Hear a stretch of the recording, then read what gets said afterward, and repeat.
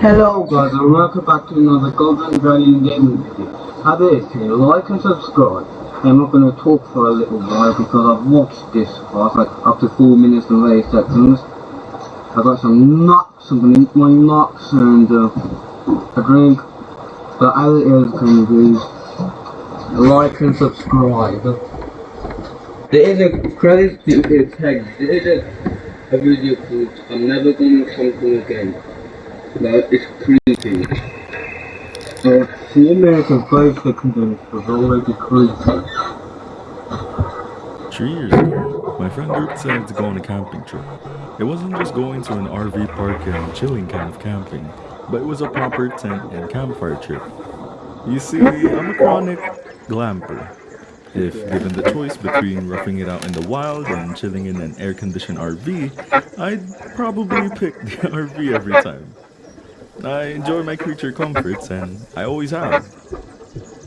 Jake, one of the guys that runs in our little group, prides himself on being a true outdoorsman. As our group usually ends up taking trips to nearby lakes and national parks, it's become a bit of a strain between the two of us. It'll be one thing if you could respect that I'm not here to have the authentic experience and just want to have fun. But he can't. He needles and mutters about how they could be going to cooler places if only, quote, we didn't have to always glamp to get out of the damn house. I think that's why I accepted his trip proposal. Normally I just shut it down without question, but he just been getting on my nerves for years, and I just accepted. Thinking I'd prove once and for all that I can do it the rough and tough way, and maybe then he'd leave me the hell alone. Jake planned out a trip for us and our other two friends to a nearby lake on his family's property. And when we arrived, I tried to ask where exactly in there we were going, but he just smirked. Relax, Maddie. The trail is marked. Even you won't get lost. Behind me, Chris and Luke, the other two coming with us, started up a conversation about s'mores and the supposed lake at the place we're going to, and I felt my shoulders relax. Jake pulled out a compass and led us due north, and according to him, we had to follow the compass a little ways until we found some trees he and his family had marked with red triangles. And from there, you just follow the path. The sun was going down by the time we spotted the first red triangle, and I checked my phone, which said it was about 7:30, and I also checked my signal, and said nothing. The pack straps were digging into my shoulders, and Luke was huffing as he trudged behind Chris and me. Funny, despite the fact that Luke was obviously the least capable of us, it's still me that Jake liked to piss on. Jake, I called. He paused and turned to me, a familiar irritated expression on his face. Can we pause for a minute? I gotta take a piss. I didn't mention that Luke looked ready to puke, but he just seemed to see it anyway. And when he looked at him, Jake huffed. Don't get lost. I want to get to our site so we can get this all set up. Alright? I dropped my pack to the ground and started walking off the trail some. I could hear Luke wheezing behind me and, obviously, tired from the trek. The woods were quiet as I broke from the trail. I listened around for the birds or crickets, but... Yes, I am in the forest. It was just dead silent. I glanced over my shoulder, making sure I was far enough away, and relieved myself. I zipped up and began to turn back when a branch cracked behind me. My head snapped back into the direction of the noise, but there was nothing. I turned and began walking back, and the crunching of leaves started behind me, and I stopped. And so did the noise. It was my own footsteps. It had to be, but I started again faster this time and nearly broke into a run when the crunching just seemed to get louder and louder as I busted through the tree line, hitting the trail and whirling around to see what had been on my heels, to then... Nothing. I stared out the forest, waiting. There wasn't even a rustle of leaves from the wind. It was just silence.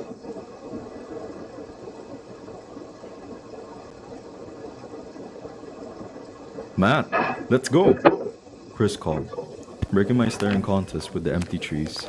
I turned and jogged up the trail to catch up with them. As I picked my pack up off the ground, I couldn't stop myself from asking, did you guys hear that? And they all turned to look at me. Hear what? Luke answered. I couldn't... Hear what? Luke answered. No scouts is bison because of ears, but like, I just feel like, I wish he had like a bit more hair. Right? And like, at least like, people say he's strong. I think I hear less of a guy reacting. Scout is strong, but he could do with a bit more boxing on. He's fought, I couldn't bring myself to spit it out since, after all, what had I heard? Leaves crunching when I walked? I just shook my head.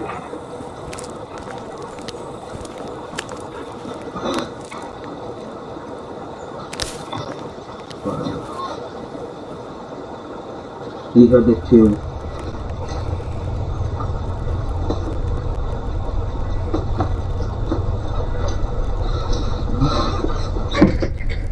Jake continued to lead us towards the campsite, the red triangles leading us ever onwards. I looked at them closer as we passed. They were spray painted on, with each tree being marked on both sides so that they could be seen no matter the direction we were coming from. Each marker was about 5 meters apart, and at any given time, you could see the next few up ahead. The sun was nearly set when we broke through to the spot by the lake. And I gotta hand it to the bastard. That sight was beautiful. The trees all stood in glorious formation, shades of green molted with the golden light of the sunset, and the water shined a slightly muddy blue-gray, and peppered with that same golden light stretching through the trees. We each picked a spot to pitch our tents. Luke and I got put on tent duty, while Chris and Jake, our two more experienced outdoorsmen, went out to find some good sticks for firewood. As I finished getting my tent up, I glanced over at Luke, and he was struggling to get the stakes in the ground, so I signed and turned to help him. We got his tent pitched and worked together to get the other two up, and as we were finishing up with Chris's tent, the other two came back. I could see Jake looking over his tent and probably ready to find something to criticize me on. But I was proud when he couldn't find anything. Chris and Jake threw some of the wood into the spot we've designated as our fire pit, and putting the rest of it close by for later use. They got the fire started and we all idly chatted as the sun sank beneath the hills.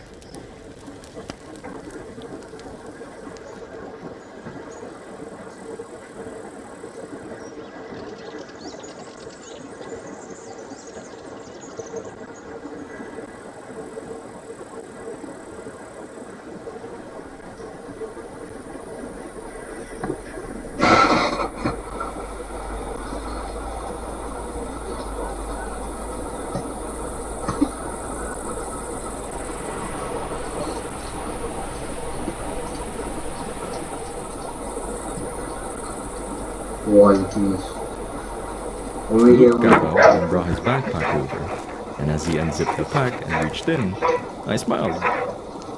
Hershey's chocolate bars, a box of graham crackers, and giant fluffy marshmallows. I glanced over and saw my grin mirrored on Chris's face, and Jake rolled his eyes, but obligingly got up to grab some sticks to roast the marshmallows on. We gorged ourselves on granola bars and s'mores as the world around us turned dark. Well,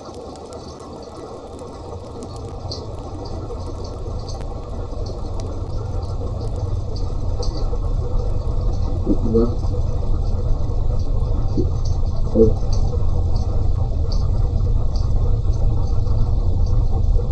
Hey man, Chris started.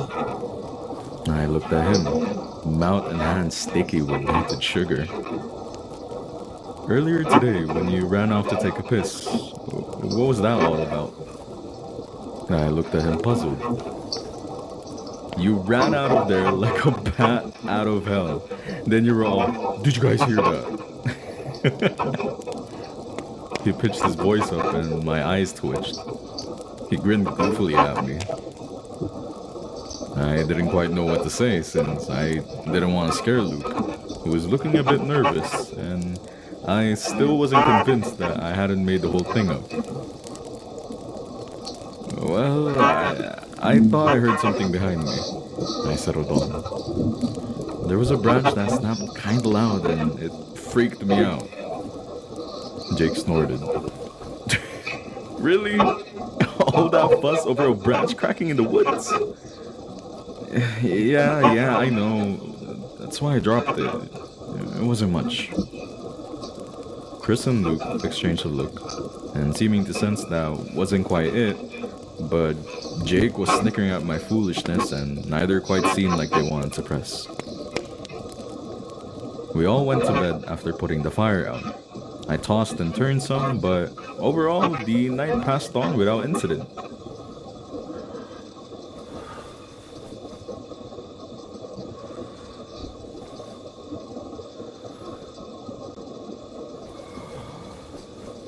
now why wouldn't you have a sleeping bag?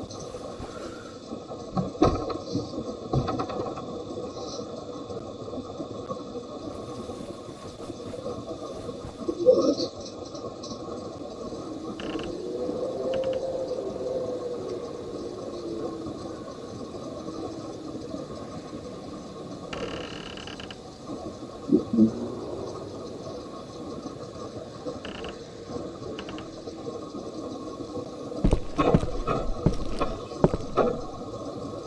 What is this place?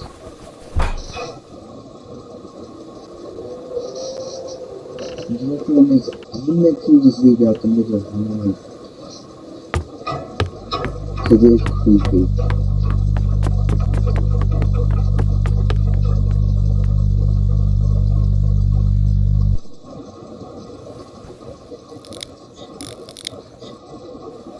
Heavy.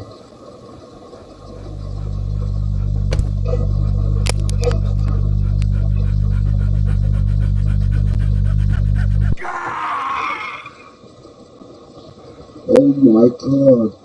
What was that?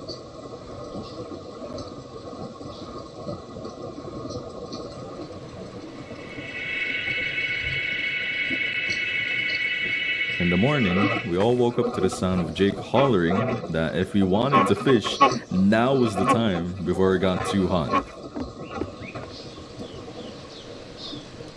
The lake was a blast.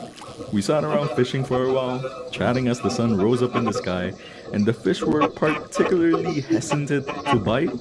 But as Chris launched into a story, I find myself having a good time anyways.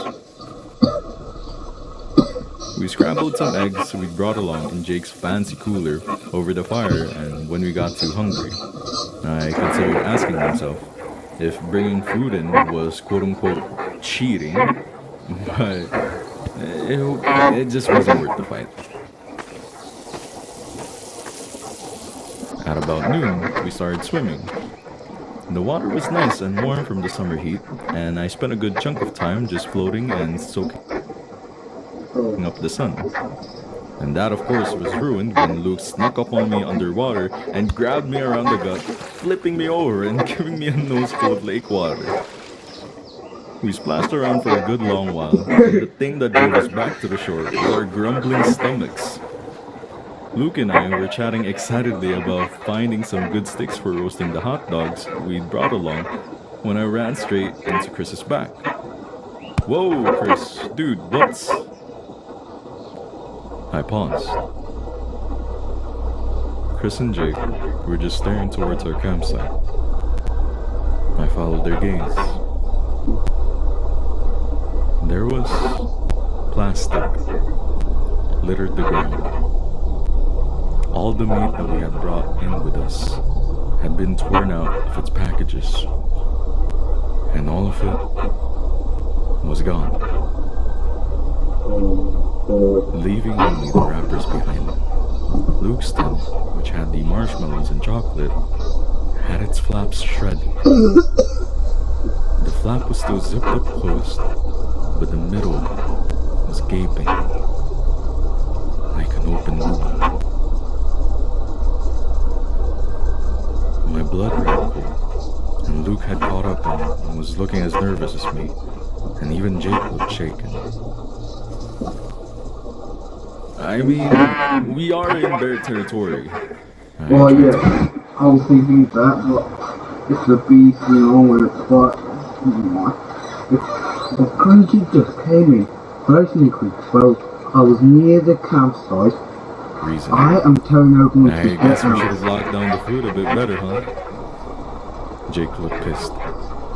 You think I didn't plan for that? No damn bears getting into these containers. And I don't even know why they would. The meat's all packaged. Well, they say bears are pretty smart. Maybe they... Luke tried. That cooler had a lock on it, and no bear could undo. They'd have to bust the damn thing open. Silence weighed heavily on us as we looked at the cooler. Luke looked like, I think I agree with his face then. I think know that a bear comes, and then everyone's acting normal. Who would act like angry if like something broke up the hinges where a bear comes and they're saying, a bear did this. The same as she did. The nice, shiny, pristine cooler. Maybe we should just head back.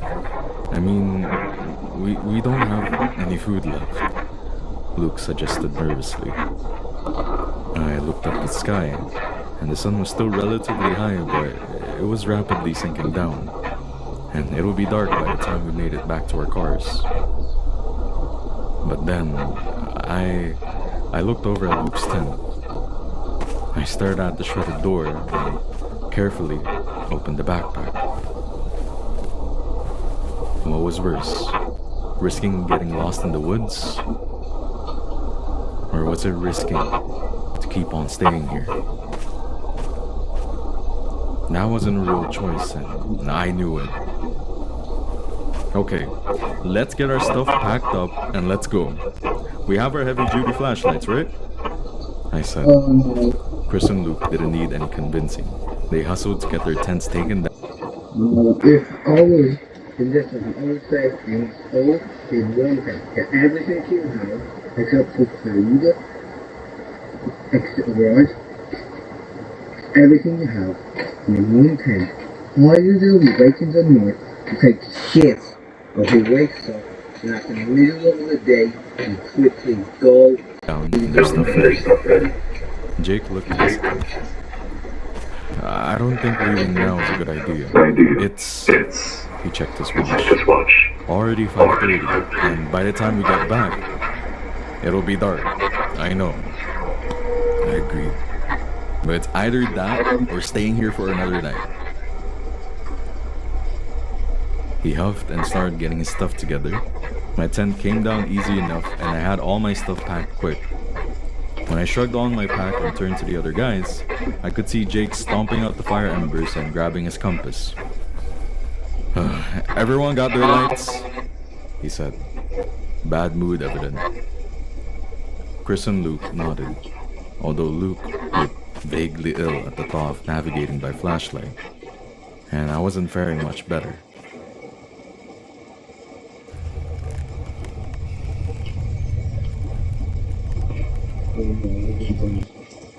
That's 17, okay. We all started back the way we came in. Jake took the lead, following the trail markers. We all started back the way we came in. When they stop, they just Jake keep took the going. lead, following the trail markers, and Luke followed close behind him. Chris and I took up the rear, and keeping the pace beside one another. "Do you think it was a bear?" he asked. I shrugged. "I don't know. I never actually had an encounter with one." "I have," he said. "Dad and I went camping when I was a kid. A family next to us on the grounds, they didn't properly store up their trash." "You saw it?" "Yeah, sure did. Black bear? Ugh, ugly thing. It spawned a whole lecture from my dad about how to properly store food and trash so you don't attract them." He paused. "But I'm not gonna lie to you, Matt. This thing that happened, I don't think this was a bear." I waited for him to elaborate, but he just looked at the cooler Jake was carrying. We followed all the safety precautions. Not just that, we were pretty damn close to the shore. Splashing and running around, that was a lot of noise. Bears don't like noise.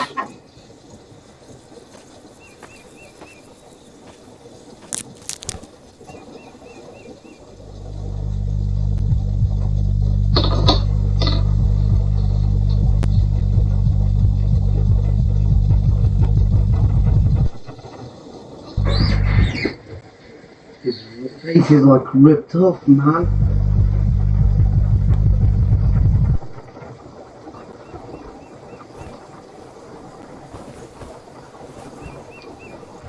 Ooh.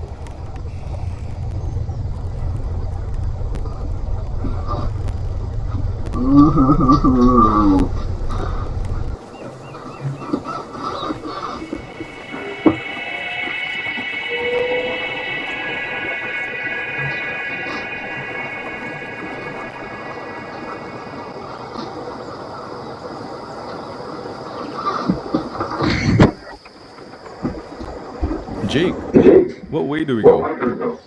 Luke called, interrupting our silent musing. I looked up from my feet, confused. The spray-painted red triangle was visible on the tree ahead of us. Jake paused. "What way do we..." He glanced around. I took the opportunity to do the same. Luke was practically bouncing from foot to foot in his eagerness to go. "Where's the other path go off to? Another part of the lake?" he asked, giving a nervous laugh. Jake wasn't laughing though. In fact, he was turning an alarming shade of white. I could feel his sudden fear radiating off of him, and I was starting to match it. Beyond the tree with our marker, I could distinctly see two paths marked in the same fashion. One veered off slightly to the left, and the other veered off slightly to the right. The marker was dead center, and we'd have to choose a path. "Jake, which one goes to our cars?" I asked. It was a testament to how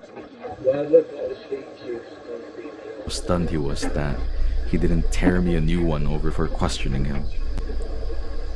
There'd only been one path coming up, and it was straight as an arrow, and we haven't even taken a little sidestep. We just marched straight back through the woods, and neither of these paths went straight forward, like we had when we came up. So what was this? A whole new split, complete with a line of markers for a path? That wouldn't just take us back to our cars. "Jake, you and your family put these markers up, right? Which way do we go?" I don't know," he said, his voice cracking. "We never really went out from the path, and we..." This is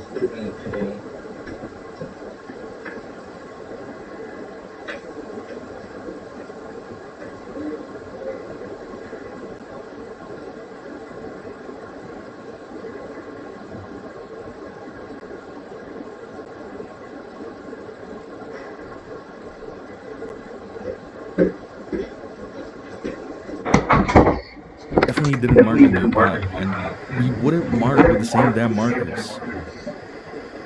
I looked up again. The sun had crept further down, painting the sky with a faint shade of orange. We were getting closer, Okay. Listen, whatever they do on the ending there. closer to sunset. Just Jake, are you sure we're going the right way? Chris asked. I turned to see him and Luke huddled together behind us. Yeah, we just go right. Ignore the damn markers on the left. We just go right. How do we know that? I mean, those aren't the same markers we followed, right? And there was only one path coming up. Chris nervously asked. Jake let out a frustrated huff. He slung his pack to the ground and walked over to a tree with some low-hanging branches. Okay, I'll climb up here and find the clearing we parked near. And that way, we can ignore the damn markers and go to the road. Happy? He snarled, before grabbing the branch and beginning to climb up. We watched him climb till about halfway up when the leaves began to obscure him. I could hear the branches rustling as he continued his climb. Well, Chris hollered. I see the road, Jake yelled back. We all let out a sigh of relief. This whole trip has been a bit of a nightmare, I commented. Chris and Luke both nodded. I waited to hear the crackling of the branches as Jake climbed down. But they never came. We waited there at the bottom for what felt like an eternity. Jake, buddy, you coming down from there? Chris called. No answer. I frowned, trying to see through the thick canopy. Suddenly, I heard the sound of something hurtling through the branches.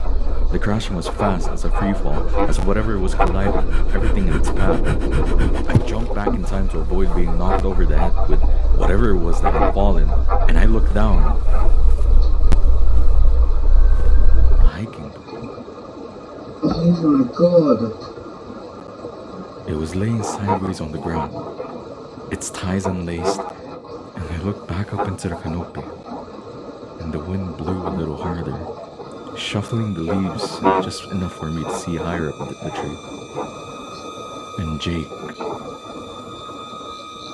Jake was gone. I blinked once, twice, and before turning back to the others, Chris and Luke both were staring at the shore. Luke had Chris's arm in a vice grip, and his breathing began to speed up in a telltale sign of panic. Chris looked back up. Jake, where the hell are you? This ain't funny. Still silent. We waited 5 minutes, and then 10, and the only noise around us was the wind rustling through the leaves, and the sound of Luke getting more and more antsy. When 15 had passed, I turned to Chris. Left or right? He looked at me startled. What? Pat? Left or right? Dude, what are you talking about? We can't leave Jake. Jake's gone. I don't know how or why he seems to think this is funny to just leave us here and scaring us half to death. I took a deep breath. We gotta get back to our cars. Leave his pack there, and when he wants to stop scaring the shit out of us, he can just catch up. Chris paused for a long, tense moment before sighing. Okay, yeah. He looked over at the 2 paths in front of us. Okay, look down the left and see if it looks familiar, and I'll look down the right, okay? I nodded and walked towards the left path. Chris and Luke began towards the right, and looking down it to try and find some indication that that was the right path. I walked to the first marker on the left, and I couldn't understand why there were suddenly 2 paths. It didn't make any damn... I stilled. In front of me, there was a line of wet, red that had dripped down from the triangle. I watched it gleam wet in the setting sun. This marker was new, and now that I was close to it, I could smell the tang of copper. My heart seized in my chest, and I quickly cut across the paths to Chris and Luke, who were discussing the trail, and they turned to me as I approached. I think this might be it. Both sides of the tree are marked the same way. It was when we... It's this one. The other. I sucked in a ragged breath. The other one's fresh. Fresh? The hell do you mean? Chris started. I cut him off. It wasn't paint. The red is wet. It's fresh. Someone painted a new path with the same marker. That's so messed up. Why the hell would... Chris. It's not paint. Luke had been watching the exchange cutting. What do you mean it's not paint? What else would it...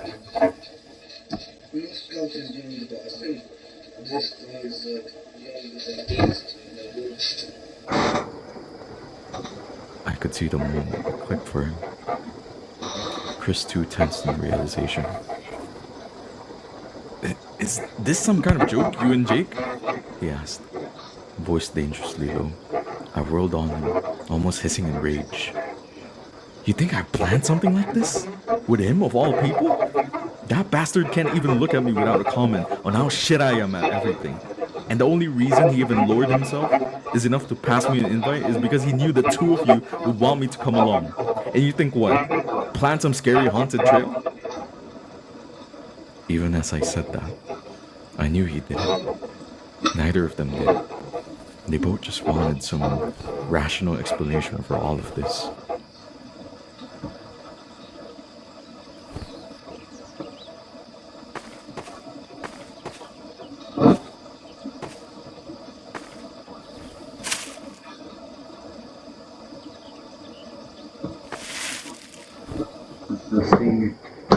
This creature is smart, man.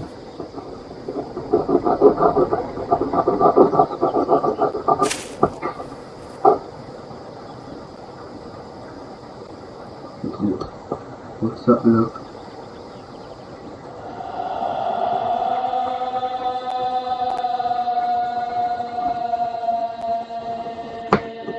What the fuck?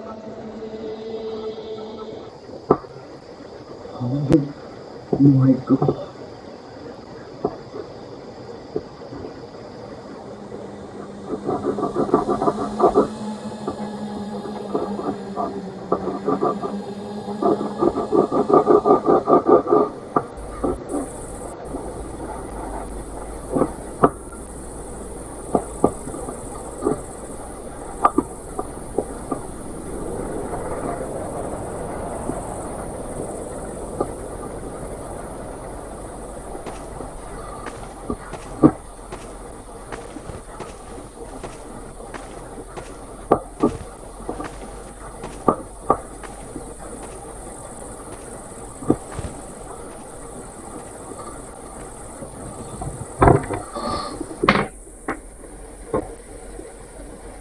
We never really went out from the path, and we definitely didn't mark a new path, and we wouldn't mark with the same damn markers.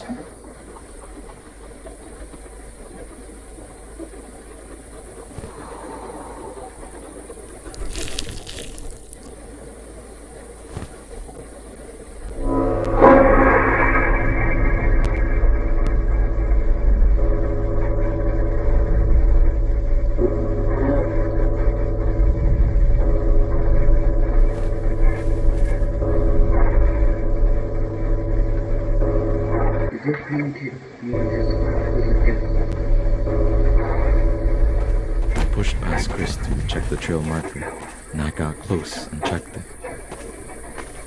My heart about stopped. It was wet. I turned back towards the clearing where we were in before, charging across towards the markers we had been following. Wet. Wet, wet, all tinged with a coppery smell we'd been marching by too quickly to notice. I turned back towards Chris and Luke and saw Chris was just right behind me. "They are all wet?" he asked, wrinkling his nose as the smell hit him. We shared a glance looking at the triangle nearest to us. Now what? I couldn't help but wonder. Here we were, in a rapidly darkening forest, lost without anyone who was even slightly familiar with the area. "I've got a compass in my pack," Chris answered. He set his pack on the ground and rummaged through it for a while before triumphantly pulling out the instrument. "Okay, south is that way, and we go to that direction and we should get close to the road. And as long as you and me and Luke stay close together, we'll be fine." I nodded and turned towards where Luke was. "You hear that? We'll be fine. We just stick together and..." Luke was gone. Nausea slammed into me, turning my lips into goo. And Chris wildly looked around, calling for Luke, and I grabbed onto his sleeve, terrified. Chris, I said, keeping my voice low. He stopped his frantic yelling and looked at me. "Chris, we need to get to the road and get back to our cars." "Matt, we can't leave Luke here. Jake knows this place, but Luke..." "Chris, we get to the car and we go somewhere with signal and call the cops. They can come out here with dogs and search and rescue teams. But for right now, we have to go." I could see him internally fighting a battle, but in the end, he nodded.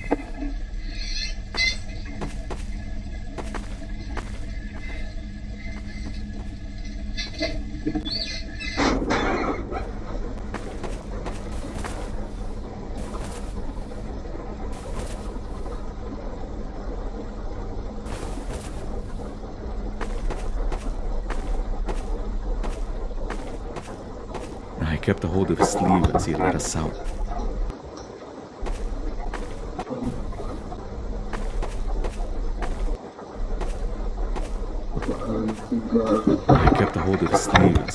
out. The woods finally got dark enough that I grabbed the flashlight with my free hand. Chris went to grab his too, but I stopped him. I've got the light. You just keep leading us straight." He didn't fight me. Because if his phone goes out, they have He just another. nodded and continued leading us. Okay, 6-7 minutes.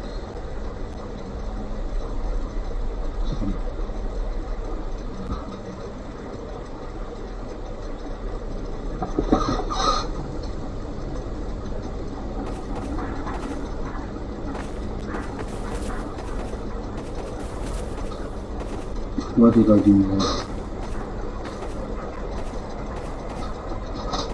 It feels just strong. Good, Finally, I could see something between the trees. The road. I could hear Chris give a little sigh of relief, and we both started walking a little faster. "Where's the other path go off to? Another part of the lake?" A voice called behind us. Chris was about to turn and call when I let go of his arm and covered his mouth. He looked at me angry when the voice came again. "Jake, what way do we go?" I felt a whimper crawl up my throat. I met Chris's eyes and jerked my head into the direction of the road. He nodded. We crept forward. He's repeating it. If I was lost and then found my friends, maybe an hour later, I would say, "Guys, I found you!" Taking care to keep our steps as light as possible. Behind us, sounding like he was just wandering the forest, Luke's voice continued. The nausea increased tenfold as I realized it was just repetition of things he had said earlier. The road ahead of us was clearer than ever, and as if heaven itself was lighting the way. It was lit in a soft golden glow. Chris broke free of my grasp and ran forward. The crunching of leaves and stick beneath him caused the voice to stop, and suddenly, the sound of something barreling through the trees made its way to my ears. I sprinted after Chris, unwilling to turn and see what was behind us. We broke from the tree line, scared to death, and that noise behind us didn't slow down. "Run across the road, run!" I called. I vaguely noticed that the lights seemed to be getting brighter, but I ignored it in favor of sprinting harder. Chris cleared the road, and I was right behind him. I heard an odd noise, almost like brakes squealing. I spun around in time to see something big behind us to get thrown forward across the road as I slammed into it. My jaw dropped as everything seemed to come to a stop. The car was dented on the hood, and its driver stumbled out, confused. I didn't hesitate, and neither did Chris. We ran up her, urging her back into the car, and I think she caught sight of what she hit, because she just faintly told us to get into the back. We clambered in as she put the car in reverse and turned the car around. She started the car back towards town, and I couldn't help but stare out the back window. As the driver took a turn and the thing was going out of view, I saw it twitch and begin to rise up.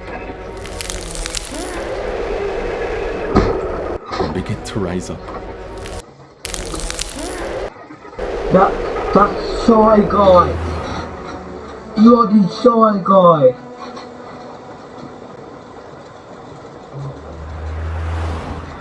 The driver's name was Eve, and she was trying to head back home from a work trip in another city. She'd been passing through by pure happenstance, and now was grilling us on what the hell that thing was. A deer? An elk? A moose? It's awful far down south for a moose, but damn if that sucker wasn't big.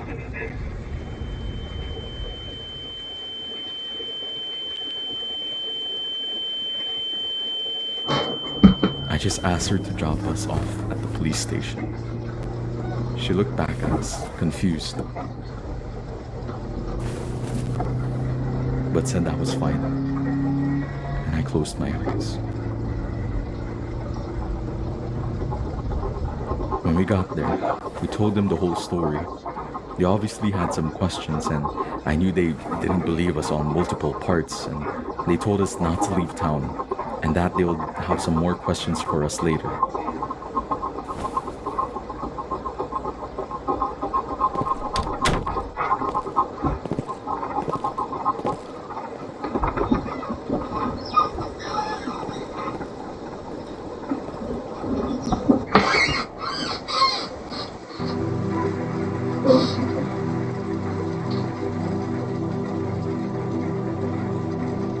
Two gone, two must live.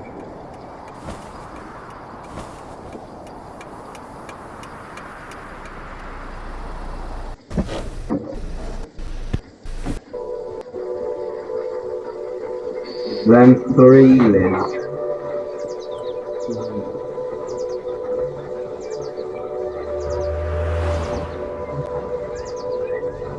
They took us up in the morning to get our cars, and when we got to the spot we parked, the cops looked just as baffled as Chris and I had felt this whole trip. Every window of all four cars was shattered. Oh. The tires were slashed with great big gashes, and the trunks had been ripped open by force. Luke's car even had a door ripped off of its hinges, and the offending piece of metal bent out of shape a few yards away. The cops just took us home, but they never found Jake or Luke. Chris and I still keep in touch every now and again, but I think that trip put a strain on our friendship. But Eve and I, meanwhile, got a whole lot closer. So close, in fact, that she's just right here beside me as I type this. And I don't know what's prompting me to recall this, or maybe this is just some form of exposure therapy, or just a way to get off my chest. I'm not sure. All I know is that I'm never gonna go camping again.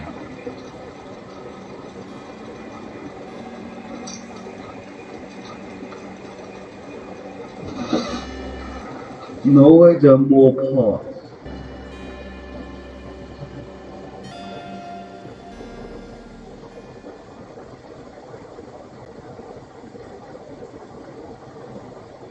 And to him, Guys, like and subscribe. And guys, here, it's Finley's, it's Henry's show. Just